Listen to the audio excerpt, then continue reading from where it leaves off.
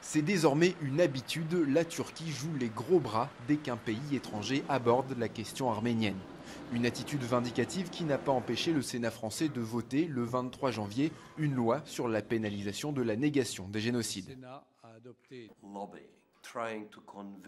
Faire du lobby et convaincre les législateurs étrangers, puis menacer et enfin boycotter, c'est une stratégie réactive et négative qui ne marche pas. Mais ça, personne ne veut le reconnaître.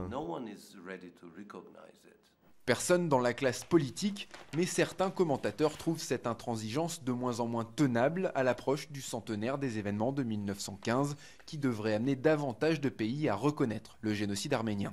Le centenaire, c'est vraiment symbolique et tout ça, donc à ce point-là, la seule chose à mon avis qui peut changer le jeu, c'est la Turquie qui va changer ses positions, son discours, son approche à ce problème et naturellement de commencer à normaliser les relations avec l'Arménie. Une normalisation que le gouvernement AKP avait pourtant entamée ces dernières années, mais le parti de Recep Tayyip Erdogan n'a pas été au bout d'une démarche qui risquait de déplaire à son allié, l'Azerbaïdjan, lui-même en conflit avec l'Arménie, ainsi qu'à l'opinion turque.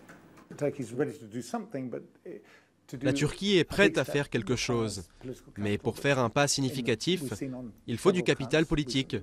Et nous avons vu à plusieurs reprises que l'AKP n'est pas prêt à se rendre impopulaire sur un sujet que l'opinion publique ne juge pas être une priorité.